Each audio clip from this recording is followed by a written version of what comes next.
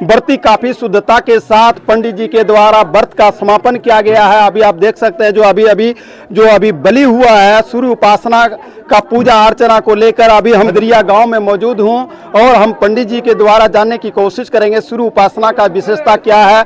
ऐसा बताया जाता है कि सदियों से यह पर्व जो है चलते आ रहा है। आदिकाल से ही सूर्य उपासना का बहुत बड़ा महत्व है। फिलहाल आप देख सकते हैं सूर्य उपासना का पर्व समापन हो चुका है। पंडित जी द्वारा मंत्रोच्चारण के साथ पूरे विधि विधान के साथ पर्व का समापन किया गया है। ऐसा बताया जाता है कि संसार में संपूर्ण चराचर जीवन प्रदाता भगवान सूर्य एकमात्र ऐसे प्रत्यक्ष देवता है जिसकी पूजा अर्चना भगवान सूर्य को साक्षात हम लोग मान करके करते हैं। चलिए हमारे बीच यहाँ पंडित जी मौजूद हैं, हम इनसे जानने की कोशिश करते हैं सूर्य उपासना का विशेष महत्व क्या है। इनका महत्व यही है जो यह शरीर जो कलाकार भगवान उत्पत्ति दिए हैं इनका मालिक वही है जी।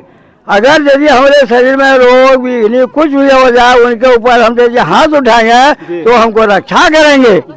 उन्हीं के दया से संसार में जीवित हैं हम लोग।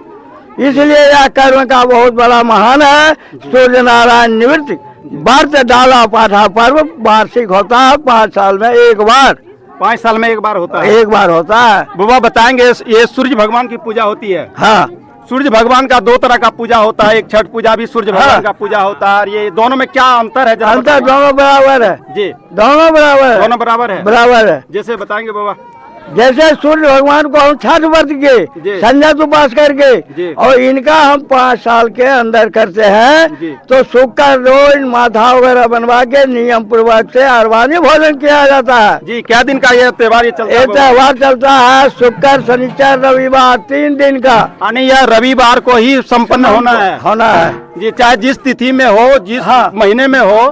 कौन कौन से महीना में यह पर्व लगता है? ये पर्व लगता है अगहन जी, माघ जी, फागुन जी, बैसाख जी। आने 3-4 महीना यह पर्व लगता है। हाँ। ये रविवार को ही यह पर्व संपन्न होना है। हाँ। अच्छा, आपने बताया बाबा कि छठ पूजा और जो है ये सूर्य पूजा जिसे पाठा पर्व भी कहा जाता है, सूर्याहु पर्व भी कहा जाता है, दोनों बराबर है।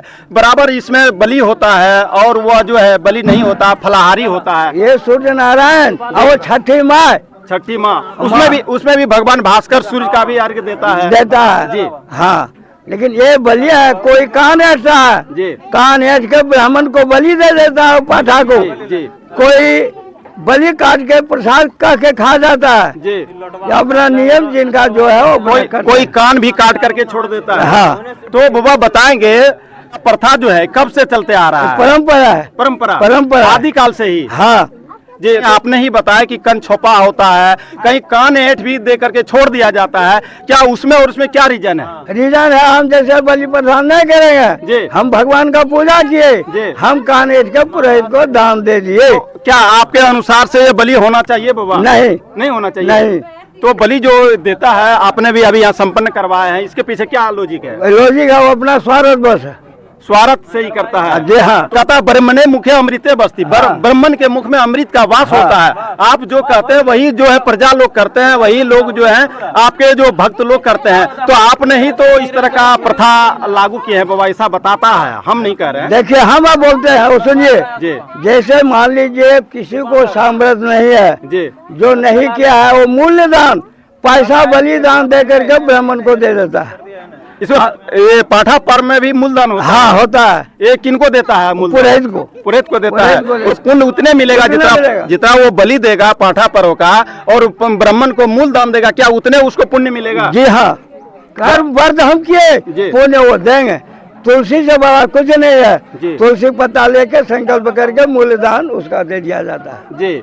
अब रह गया हम कान ऐठ के देते हैं जी। कोई कान कटा कर देता था, वो कहा है खून फेंकाता है, इसको बलि करो प्रसाद सब खाएगा, काहे पर पैसा दे देंगे, काहे पाठा दे देंगे। तो वही ने कहा आप स्वार्थ है, लेकिन विष्णु पूजा है जी। विष्णु पूजा है। जी हाँ। बलि नहीं होना चाहिए। नहीं होना चाहिए जी। बाबा एक सवाल और है मेरा बाबा कि सूर्य भगवान का यह पूजा होता है और इसमें सिर्फ उजला पाठा ही इसमें बलि होता है या जो भी संकल्प होता है ये उजला पाठा ही, क्या उजला पाठा ही होता है? इसके पीछे क्या कारण है? इसके कारण यह भगवान जो है सो रंगीन कपड़ा उनको नहीं चाहिए, उनको सादा चाहिए, सादा जनेऊ चाहिए, सादा पाठा चाहिए जी। उनको कोई चीज नहीं चाहिए, सिर्फ सादा। सिर्फ सादा। हाँ जी। कहा जाता है कि बहुत ही शुद्धता के साथ यह पर्व का जो है निस्तार किया जाता है, और किसी तरह का कोई अड़बड़ होता है या किसी तरह का होता है तो उसको भगवान सूर्य जो है साक्षात उसको दिखा देता है। क्या ऐसा? तुरंत यही अगर यदि किसी को बाल बच्चा नहीं हो रहा है जी, और देखिए 2 आदमी खड़ा है जी जी, तो वो नियम पूर्वक से है, शुक्र से जी। अब सिनुर हो रहा 5 जनानी जी। वो जनानी हटने के बाद उसको बुला के यहाँ जी। लेंगे और भगवान के ऊपर हाथ उठा के दरिया का प्रसाद उसको उठा के देंगे, वो आत्मा साफ रखेगा, उनको बाल बच्चा होगा।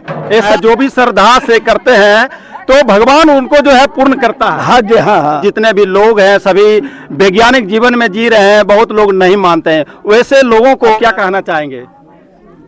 क्या सुनना चाहते हैं वही नहीं सुनेंगे हम। नहीं, आजकल के लोग जो है भगवान नहीं मानते, बहुत इस तरह का वगैरह वगैरह बातें करते हैं, वैज्ञानिक जमाना है, ये सब नहीं है, वो सब नहीं है, पुराने पीढ़ी जो है। अब हम बताते हैं, जो सूर्य क्या हो सकता है कभी नहीं, नहीं। चंद्रमा क्या हो सकता है जी। तो एक कलयुग है जी। एक कलयुग अंत होने आ रहा है, इसलिए धर्म को हीन कर रहा है जी। और जो धर्मात्मा है जाकर जंगल में देखे एक से एक साधु लंगा पड़ा हुआ है जी। हाँ, भयंकर कड़ाके की ठंड में वो लंगा लंगा है कि नहीं जी। तो धर्म ही महान है जी। धर्म है तो धन है, क्या ऐसा है क्या? हाँ, ऐसा कहा जाता है, शास्त्र में कहा गया है। क्या आप कहना चाहेंगे? धर्म है तो धन है या धन है तो धर्म है? धन है, धर्म से ही सब बढ़ता है। कुधर्म कीजिएगा तो धन आपका नाश हो जाएगा जी, वंश नाश हो जाएगा जी। धर्म ही महान है जी। धर्म हमारा लुप्त नहीं हो सकता है जी। बताएंगे बाबा, ये धर्म जो है कितने वर्ष पुराना है? बहुत दिन से है। कितने वर्ष? हमारे का नाम औलाद चाहिए आप आज क्या सोचे हैं? यानी सतयुग से ही? जी, सतयुग से है बाबा। हाँ।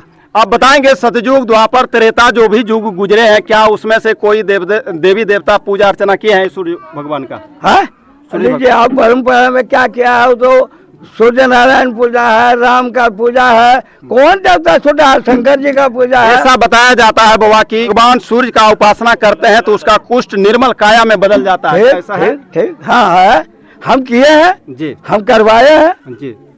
यही हम आपको स्वच्छ में देंगे।